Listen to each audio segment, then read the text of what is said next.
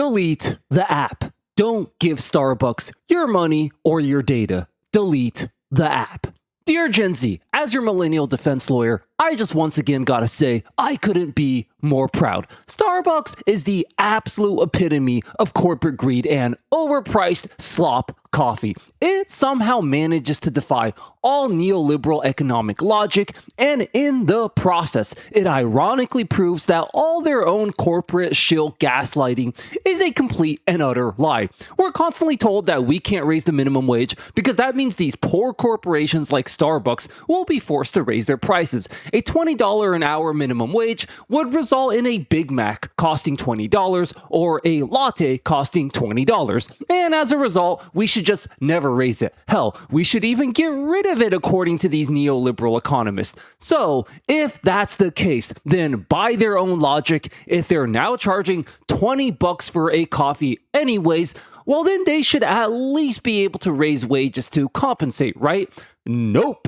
Despite the fact that every damn latte costs an arm and a leg now, wages are the exact same dog shit 10, 12, 15 bucks an hour they've always been. Gee, it's almost as if everything they told us is one big, fat, massive lie. It's almost as if the actual issue isn't actual profit margins or inflation, it's just good old-fashioned corporate greed. And that's it. We're actually going to go through Starbucks' real financial report from last year, examine the actual cost profit analysis, and see if it's really true that Starbucks is really just unable to pay their employees more because they're a poor, starving corporation just barely making enough to be profitable. Spoiler alert, they're not. In fact, they could give all their employees an extra $17,000 a year today and not be forced to raise prices at all. Not one single cent. We'll get into that in a bit here, believe that.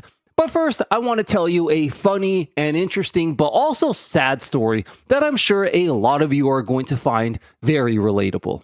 When I had just graduated high school, somewhere between the ages of 18 to 20 or so, my boomer mom, who was a massive Starbucks addict herself, seriously, she couldn't go a single morning without 50 million grams of sugar mixed with some caffeine and shoved into a plastic cup, was per usual pressuring me about getting a job once again, as I was trying to explain to her how I had already literally applied over 100 times and didn't even get a single interview. She then gave me the most brilliant idea that I just never thought of up until that point. Hey, you should just apply to work at Starbucks. She went on to tell me about how there was a really nice, hardworking young man working the morning shifts when she got her coffee, and that I should take inspiration from him and learn from him. The guy was in his 20s studying to be a doctor, working part-time at Starbucks to help pay his way through medical school. So she drove me to the Starbucks so that I could see him at work and learn the typical boomer life lessons of hard work being a virtue that are constantly shoved down our throat. So we get to the Starbucks, and as soon as I saw this guy's face, for the first 2 seconds, it literally did the exact opposite. If you're a part of our wonderful international audience on this channel, let me quickly explain to you about the extremely giga cringe and awkward American work culture. Being a wage slave in America doesn't just require you to do your official job description, you also have to be the customer's professional best friend, therapist, counselor, and ass kisser all at the same time. This means, typically, when you walk into a Starbucks in America, the barista will be expected to put on a fake smile, pretend like they actually want to be there, and greet you as if you're literally their best friend that they haven't seen in 10 years. This is the typical experience when you walk into any Starbucks, McDonald's, or any restaurant for that matter. On this day, when my mom took me to the Starbucks, though, this guy literally couldn't even be bothered to do any of that. The life was completely drained out of him. He had FML, what am I even doing here, written all over his face. I mean, it was absolutely clear that all the excessive work hours, working, doing medical school, all that combined had left him totally exhausted, beaten, and broken. After we took our order, he could barely even lift the coffee cup over the counter to hand it to us. He then disappeared back into the empty void of the Starbucks kitchen, or whatever you want to call it, never to be seen again.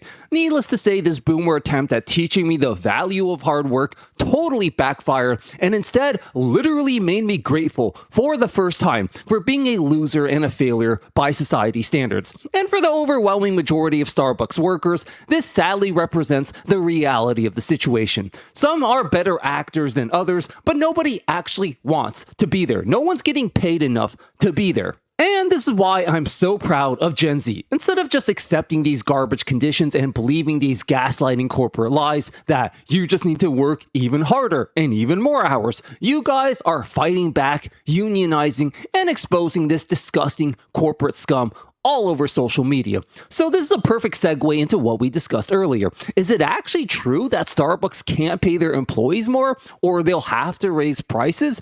As you'll soon see, the corporate chills who make this argument to defend the broken system have never actually read a financial report from a company and seriously broken down the numbers. The actual facts and numbers tell a complete different story. Hey guys, you may have noticed we're getting very close to 50,000 subscribers now. This has always been a huge milestone in our eyes, so if you're new here and enjoying this content, definitely consider subscribing and helping us get closer to this big magic number. Thanks a bunch, you guys are the best. Part 2, exposing the lie. So let's be very clear and fair about one thing. The idea that companies will be forced to raise prices if you raise the minimum wage does have some merit when it comes to small or medium-sized businesses. Think your local mom and pop shop or a family-owned restaurant. But the idea that massive corporations like McDonald's and Starbucks are just barely scraping by on the slimmest of profit margins is a total absolute joke. According to their own financial reports, Starbucks made a net profit of $3.76 billion in 2024. This is profit, not revenue. Profit, meaning how much money they made after all business expenses were already accounted for. Starbucks employs 211,000 people across the United States. And so all we have to do is some simple math of 3.76 billion divided by 211,000, and we see that Starbucks could have paid a total of an extra $17,000 per year to every single employee without having to raise prices by even a single cent. Now, once again, let's be fair here. Do the CEOs and shareholders deserve some of the profit? Sure. So let's say we split the profits in half, which is still being very generous to the CEOs and shareholders, considering they produce far less than half of the actual products that the company actually sells. This still leaves a solid $8,500 extra per year that each and every individual Starbucks barista could be and should be making, even if you only shared half the profits with them. So as you can see, based on the actual facts and numbers, the idea that Starbucks would have to raise prices or go out of business if they paid their workers more is a complete and utter joke. They don't have to pay their workers less. They're choosing to. And hey, it's a free country. If you want to be corporate scum and pay your workers less, that's your right. What you don't have the right to do, however, is to blatantly lie, manipulate, and gaslight the public into believing that it's a business necessity and not just plain old corporate greed. You all remember what happened back in 2020 with egg prices shooting up dramatically overnight during the pandemic as a result of what we were told was the avian flu. However, when the DOJ actually investigated the situation and read the financial reports of Cal-Maine Foods, the company primarily responsible for distributing eggs in the United States, they discovered something very, very similar to what we see with Starbucks right now. It turns out that during the pandemic, the business operation cost of Cal-Maine Foods didn't change all that much from before. Revenue and profit, however, skyrocketed, specifically shareholder profit. What this all means in plain English is that it didn't cost them any more money to produce and distribute the eggs throughout the market, but they still raised prices exponentially anyways. So where did all that extra money go? The extra money you paid for, $8 per carton of eggs these days, while being told it was because of the avian flu. Well, it turns out it didn't go to necessary business expenses at all. It went straight directly into shareholder profits, making the rich richer.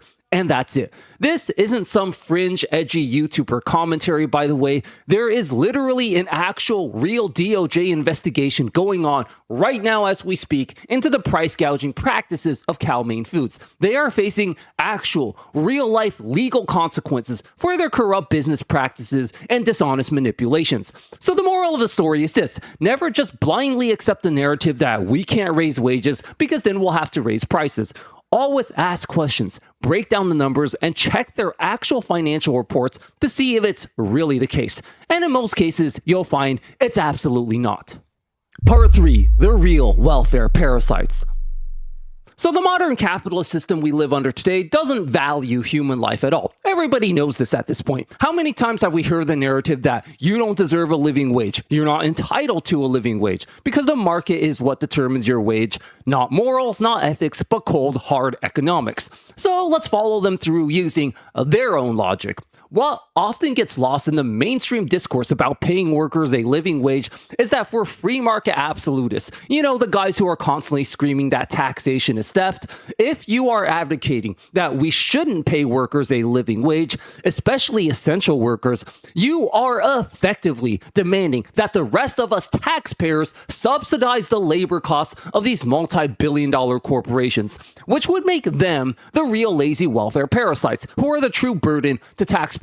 People need food to eat and a place to live in order to even be able to go to work in the first place. Even if you don't give a crap about human life at all, even if you don't care about morals at all, a homeless person starving on the streets cannot even be a productive economic unit. So what actually happens is that since corporations like Starbucks don't want to pay for their own business expensive labor that they themselves signed up for, the rest of us taxpayers end up having to subsidize them. For example, thousands of Amazon workers are on food stamps because, like Starbucks, Amazon refuses to pay their workers a living wage. Now let me ask you this, who's paying for the food stamps? That's right, it's not Starbucks, it's not Amazon, it's the rest of us taxpayers. So what's your solution from there? Should they just all work harder and get a better job? Or should we just let them all go homeless and starve because the market doesn't quote unquote want to pay them a better wage? In either case, if every grocery store worker and food industry worker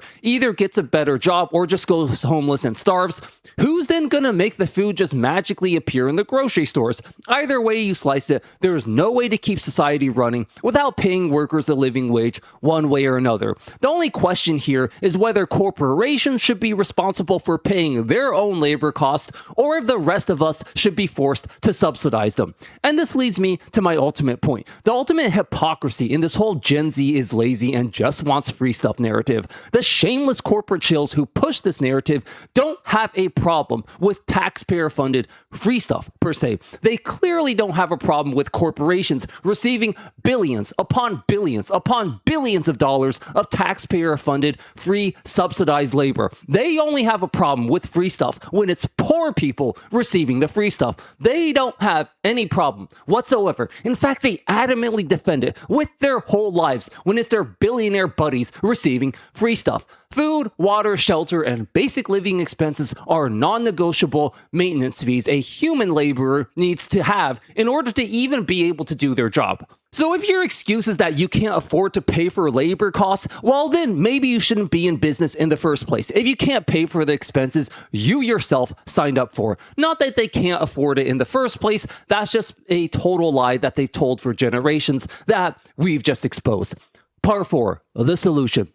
Alright, so let's be real here. These unionized strikes are a fantastic start, but we're still a long ways away from bringing Starbucks down to their knees. The Starbucks Workers Union only represents about 11,000 baristas across 576 stores, which is not a lot relative to the scope of the entirety of 211,000 Starbucks employees, which we discussed earlier. Only about 1,000 are on active strike, and even they've occasionally had to go back to work on a part-time basis as they have bills to pay. So to actually grow this movement into a meaningful mainstream rebellion that can cause serious change, the solutions are going to have to run much deeper than just a few strikes. I've said this before on my channel, but it's time we as a generation redefine what it truly means to be independent. We often got it drilled into our heads from our boomer parents that having a job means you're finally an independent adult. But as we've all seen and experienced in the real world, that's a complete fairy tale. Having a job does not make you independent. It just makes you dependent on a corporation. It just makes you a modern slave to a corporation. And this is why most strikes fail at the end of the day, because the CEO has many lifetimes worth of savings while the workers are living paycheck to paycheck and are one missed payment away from going homeless. The only real way to make these strikes go truly mainstream is to pursue the ways of surviving without a job, which we've talked about on the channel. Moving abroad where rent is cheaper and finding ways to make money online, for example, or fighting for necessary economic reforms in the age of AI, like universal basic income. Learning in general how we can all find ways to survive without jobs. This is going to be a necessary skill anyways in a world where jobs are rapidly disappearing. Now, every time I mention UBI, people always peep in the comments that now you're going to be dependent on the government, and now they can control you, and now they can take away your UBI if you say something they don't like. And my response is always, I really fail to see how this is any different than relying on a corporation for a paycheck. Do corporations not fire people for saying things they don't like? Do corporations not fire people for far, far worse reasons like getting sick? And please, don't give me this, but you could just change jobs and work for a different corporation. Let's be real. In the year 2026, when young people are having to apply to 700 different places just to get a single interview, the idea that you can just change jobs whenever you want after you could barely even get your first interview in the first place is just totally and laughably absurd at this point. All over the world, young people are striking, revolting, and staging epic revolutions to protest this broken, corrupt system. We discuss the dangerous implications of all this in this video right here. Check it out. I'll see you there. Thanks for watching.